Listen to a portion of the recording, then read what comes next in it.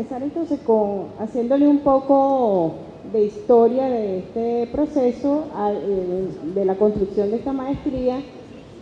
Algo dijo Bonilla esta mañana, y en efecto esta maestría surgió o es parte de los acuerdos que se realizaron en noviembre de 2009 en una de las reuniones técnicas del ALBA Educación.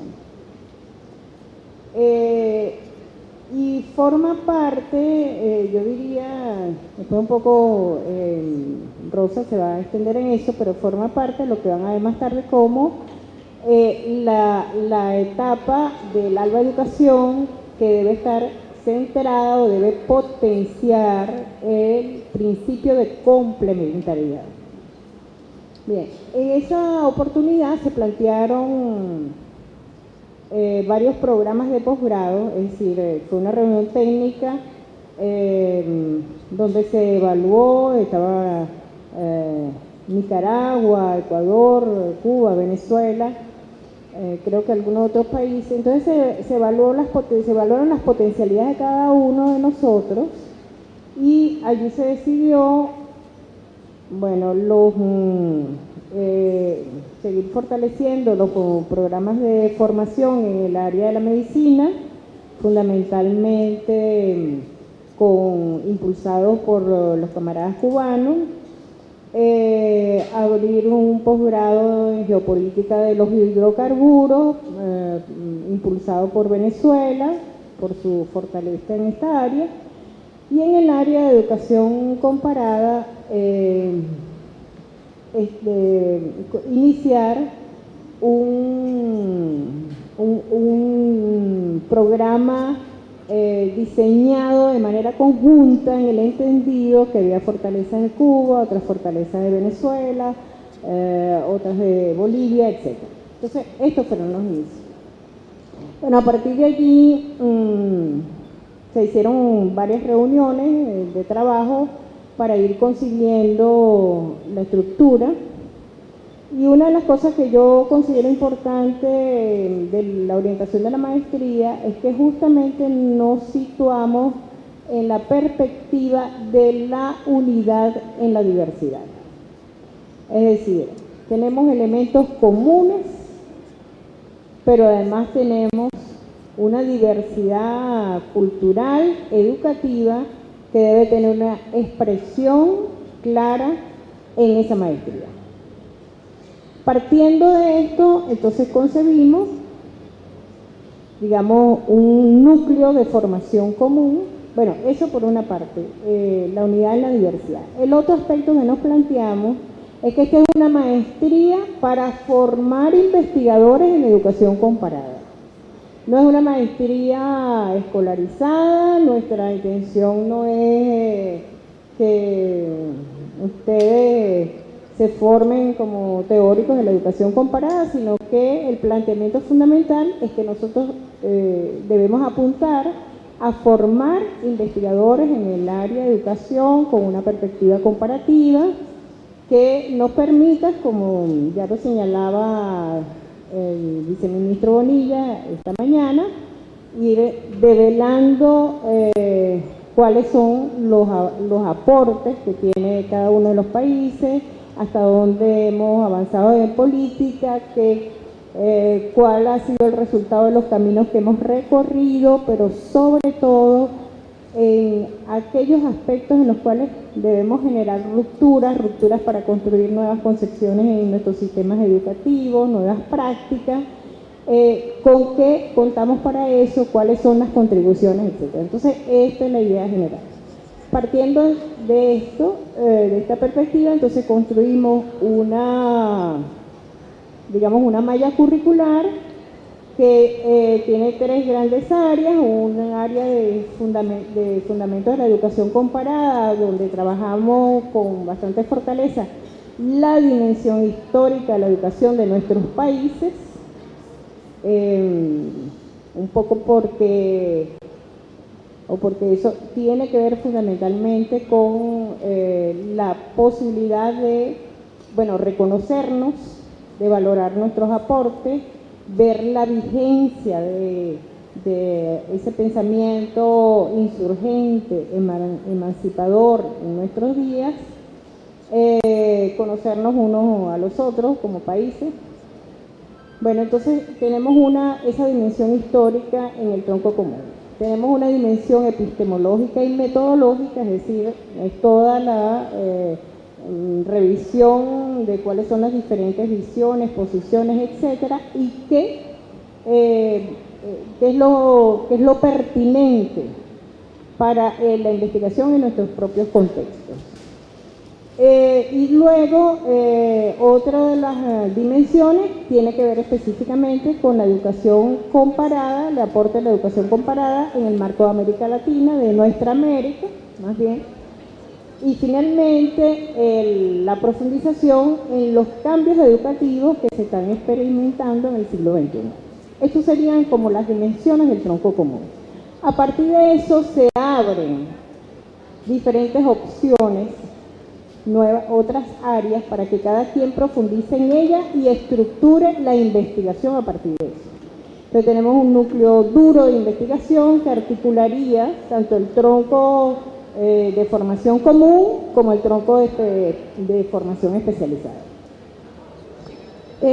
Bueno, y en eso, digamos, el tronco las áreas de investigación especializada hemos pensado o está diseñado para que podamos profundizar en aspectos específicos álgidos de nuestra América, como son el problema de la teoría y práctica de la educación comparada en nuestra América, aspectos que hay más que construir, bueno, algunos aspectos que hay que revisar, reivindicar, y todos aquellos que tenemos que construir, todos los retos para la construcción de eso, que sería una de las líneas de investigación. La otra tiene que ver con la formación inicial, continua y permanente de los docentes en América Latina, bueno, que es un punto primero sustantivo en nuestros procesos y objeto de debate, con qué visiones, con qué formas organizativas, para qué fines nosotros vamos a formar y qué debemos crear para poder responder a ello.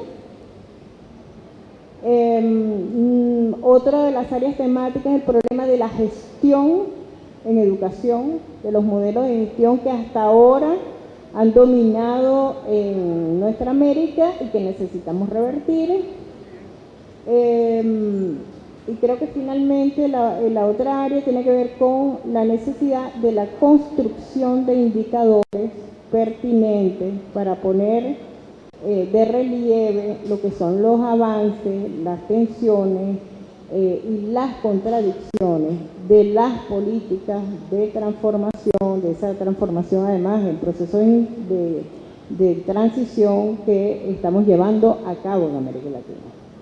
Bueno, este es más o menos un panorama general de lo que es la maestría, y lo que quiero insistir allí es en la importancia que tiene esta maestría para que nosotros podamos estar grupos de investigación sobre temáticas particulares que además recorran desde lo local hasta el nivel macro, ¿no? Bien, y bueno, como parte de esto nos hemos planteado, hoy vamos a tener una reunión para precisar algunas cosas, y a partir del 15 de julio, tomando en cuenta los requerimientos, las exigencias de la maestría, bueno, iremos planteándonos la apertura del programa, ¿no? De acuerdo a las solicitudes y a la evaluación de las solicitudes que tengamos de ustedes. Desde esta perspectiva, a ver, esto ha sido todo un proceso de investigación de los que hemos tenido el privilegio, yo creo que ha sido un privilegio, sentarnos a escribir y a soñar primero y después a escribir el programa de la maestría hasta llegar, bueno, a concluir el programa, a poner la consideración de las autoridades que lo tienen que validar pero además también ha sido un proceso de encontrar cuáles son los elementos dentro de los países del ALBA como pretexto, que no son solo los países del ALBA, sino todos los países de la región, nos pueden servir como puntos de contacto y como elementos que tenemos que transformar para poder llegar exactamente al punto que hemos querido o que pretendemos llegar con la maestría. Por eso le digo que la maestría solo ha sido un buen pretexto para reunirnos, amigos de mucho tiempo, investigadores que hemos soñado con hacer de la escuela, de las universidades, un espacio diferente y de las prácticas educativas un lugar visible para todos. Los elementos que habíamos planteado del ALBA como pilares del ALBA, se va malísimo, está la solidaridad, la justicia social y la complementariedad. Nosotros habíamos dicho que en la primera etapa habíamos trabajado fundamentalmente la solidaridad y la justicia social, es decir, todos los elementos de la alfabetización, de la posalfabetización, pero que ya estamos en un segundo momento que va dirigido fundamentalmente, se ve espantoso, sí, se ve horrible, un segundo momento que va dirigido entonces a la complementariedad. Mira, no, ahora que seguimos, a la complementariedad. La otra lámina, por favor. Y esta complementariedad, que resulta ser una fortaleza en estos momentos, tiene que moverse en una gran contradicción. La reproducción de modos de actuación, de saberes, de una manera de ver la vida, porque definitivamente nosotros no nacimos ayer, es decir, hace tiempo que nacimos, nos hemos formado en una universidad tradicional, para decirlo de alguna manera. Dentro de esa universidad tradicional hemos soñado con un cambio en las prácticas educativas, pero definitivamente somos producto de ese sistema que se reproduce en muchos modelos y la transformación, es decir, cómo movernos entre un modelo reproductivo del cual estamos formados, del cual hemos llegado aquí, para lograr a una transformación real de lo que estamos solicitando. Adelante, por favor. Esto trae varios retos que se concretan en fortalezas que tenemos hoy como pueblo. Como decía Marisa, tenemos una identidad, tenemos unidad, tenemos diversidad, queremos cambio y queremos innovación. Un poco hemos tratado de poner estas dualidades para ver hacia dónde, qué podemos ir construyendo y hacia dónde va a ir dirigido el cambio. Por favor. La unidad y la diversidad se da en nuestros países, en las políticas y los sistemas educativos, que han sido heredadas, impuestas y homogenizadoras. Es decir, es increíble cómo hasta la propia historia de nuestras políticas educativas es contada desde otros modelos. Pero partimos de la convicción que hay una política educativa declarada, ya hay una política educativa que se hace en cada salón de clases, en cualquier institución escolar, desde los primeros niveles hasta la universidad.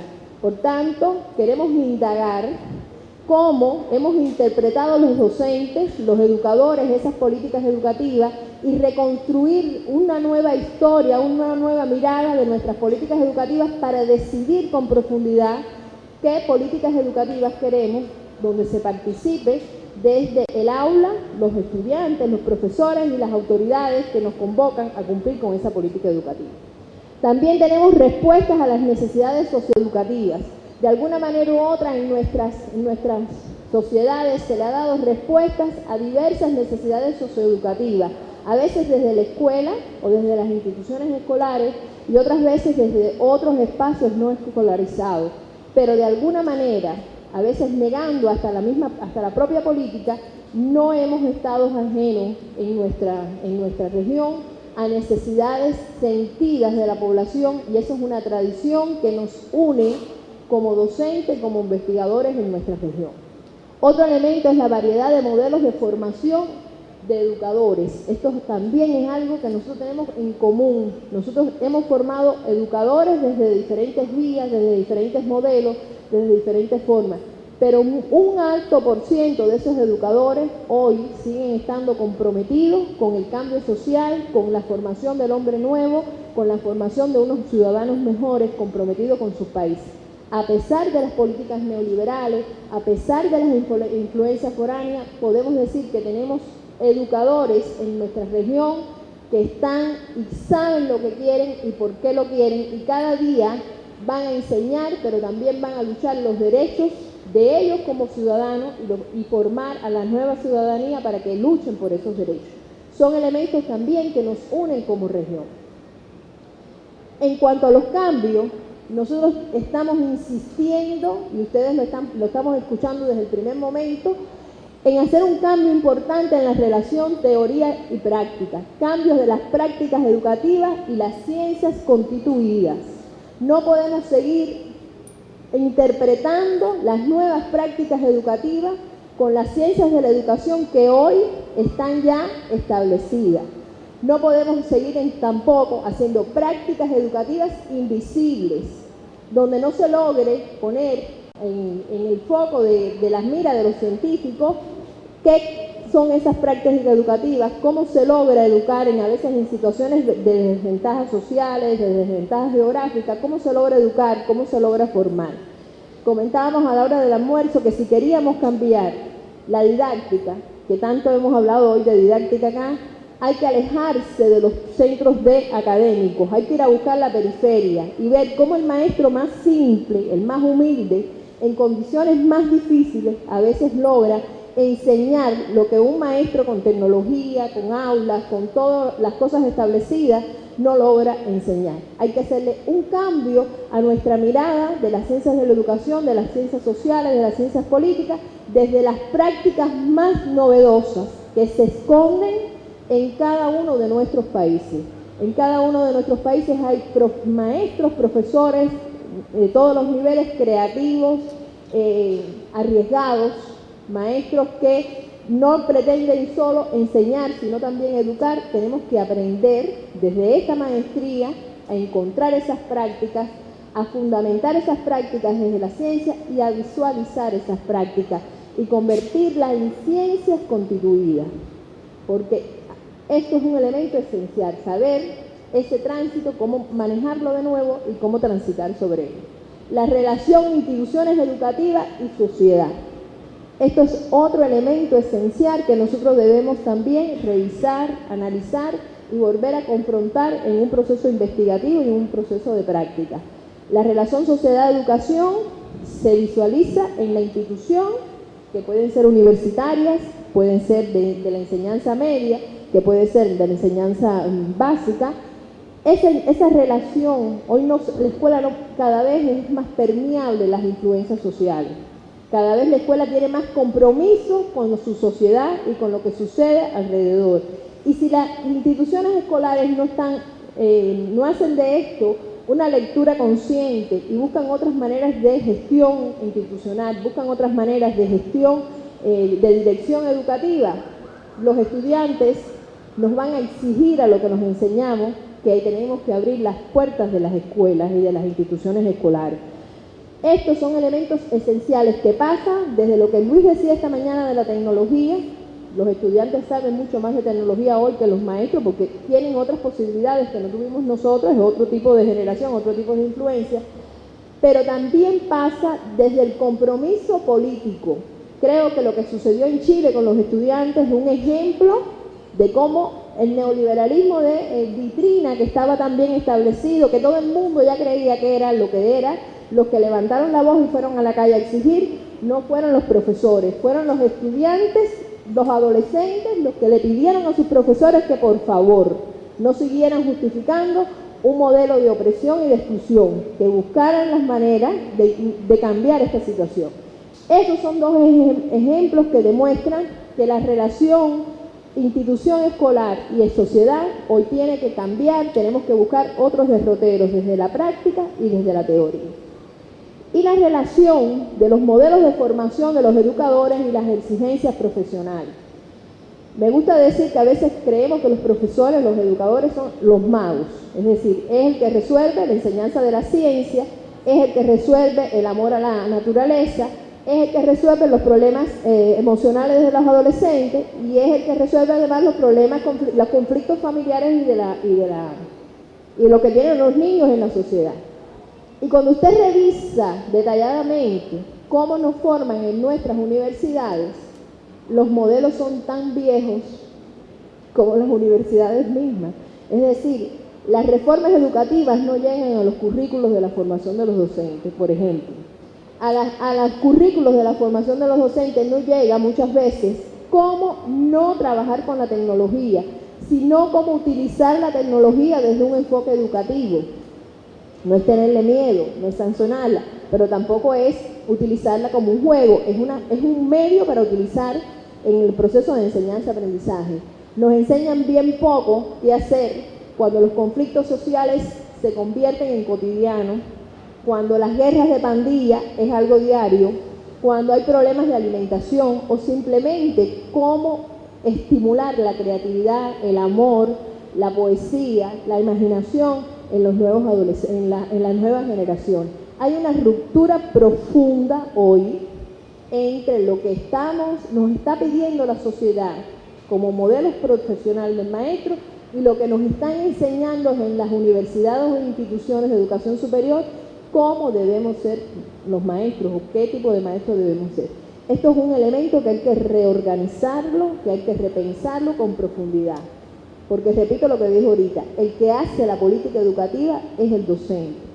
Los políticos, como los amigos que estaban por la mañana, orientan, ponen leyes, planifican, pero el que entra por la mañana al aula con su pizarrón y dice y dicta y plantea asuntos y remueve conciencia y hace soñar y forma saberes, son los educadores donde estén.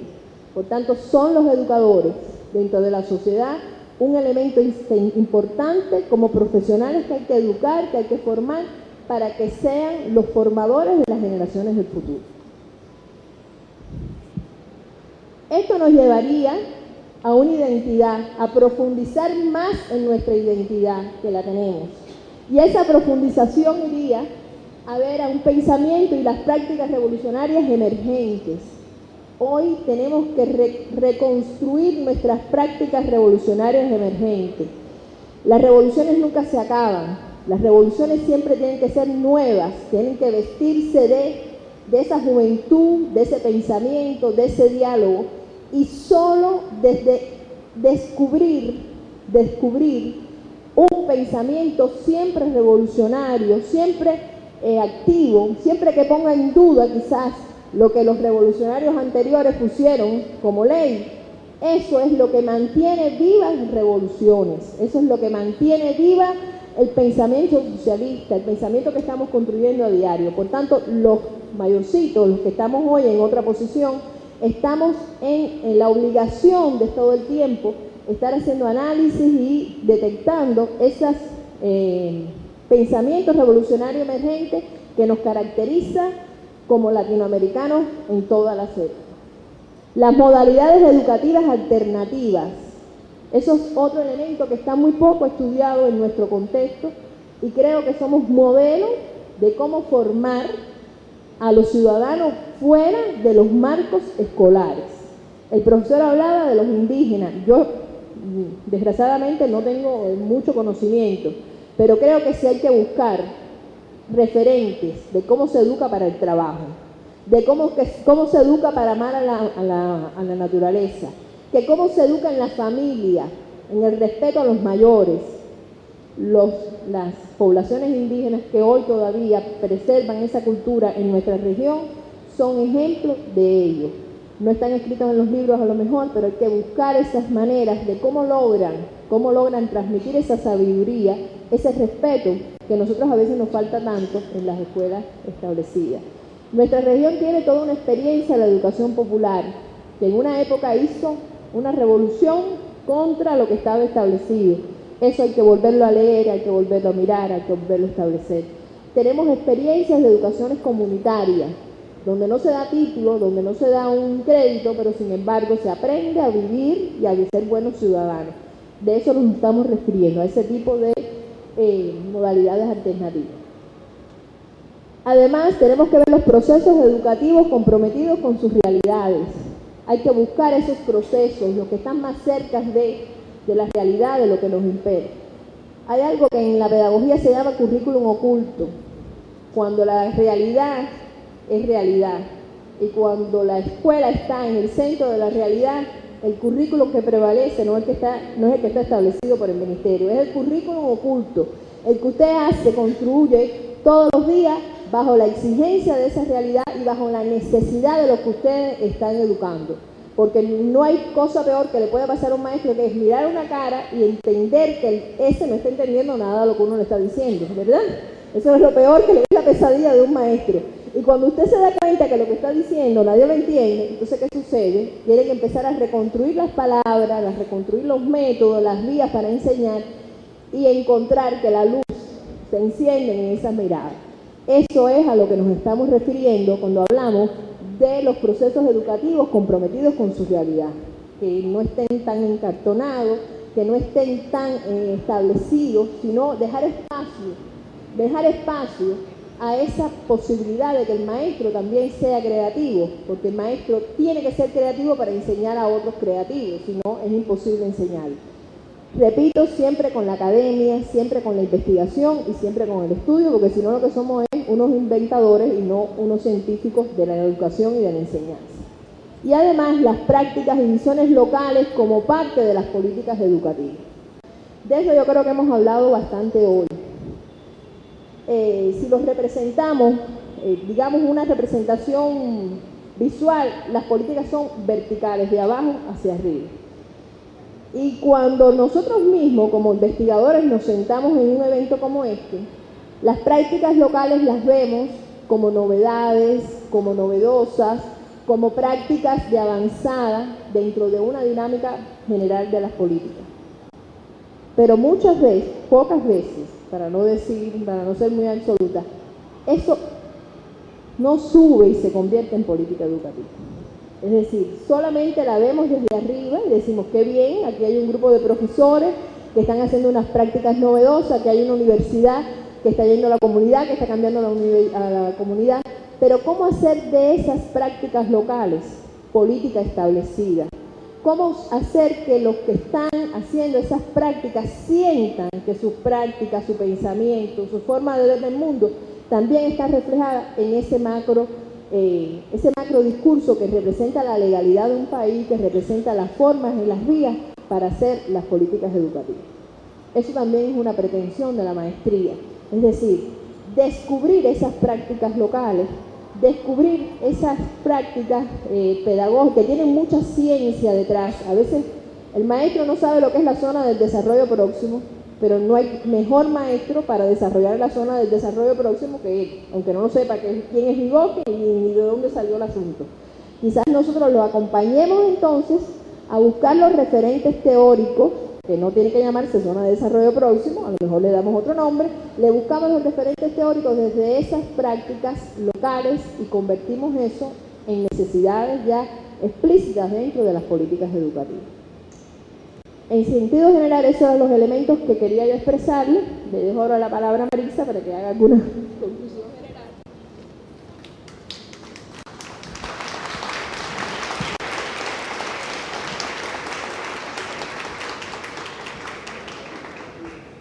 Bueno, yo lo que quería poner de relieve, después de la intervención de Rosa, es la importancia realmente de trabajar en espacios comunes, en espacios donde tengamos la posibilidad de construir en colectivo.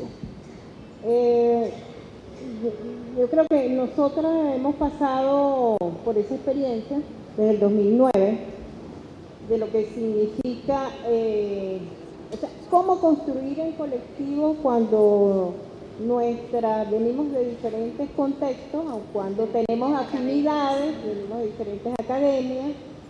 Entonces todo ese proceso, primero de diálogo entre los participantes, que significaba conocernos a nosotros mismos, comprendernos, para después construir en conjunto, nos permitió irnos aproximando, entender, los significados y sentidos del otro, y a partir de eso ir haciendo una construcción. Y eso tiene tanta ventaja que yo les voy a señalar que esta exposición, Rosa y yo teníamos posiciones diferentes, ponencias diferentes para este evento. Pero al final dijimos, bueno, si hemos hecho todo un recorrido de trabajo colectivo, ¿por qué no hacemos una sola cosa? Y ya o sea, esa dinámica de trabajar en conjunto nos permitió construir en media hora esta exposición que ella acaba de señalar, ¿ya? Donde no tuvimos, o sea, fue realmente una exposición hecha en la complementariedad, ¿no? Entonces, ese es un poco el llamado que nosotros queremos hacer, o sea, la visión de la cooperación entre los países del ALBA tiene que trascender las perspectivas o las visiones multilaterales tradicionales. Nos corresponde realmente hacer equipos de trabajo, donde cada uno coloque en la mesa lo que piensa, donde haya posibilidad de intercambio y de expresar las contradicciones y a partir de allí también buscar cuáles son las afinidades y esas contradicciones que se conviertan en puntos de investigación, en aspectos a investigar, porque no se trata de unas fricciones de naturaleza personal, se trata de contextos geohistóricos, culturales, que si bien tienen mucho de una historia común, también tienen mucho de diferente, de diverso. Y eso es lo que intenta también la maestría. Y a partir de allí, sentar las bases, responder pues, a ese, digamos, objetivo histórico de poder aunar nuestras capacidades, nuestras fortalezas, para ir construyendo alternativas de transformación estructural, material, subjetiva de nuestros pueblos y de nuestras naciones que se quieren justas y soberanas. Bueno, entonces es esta experiencia.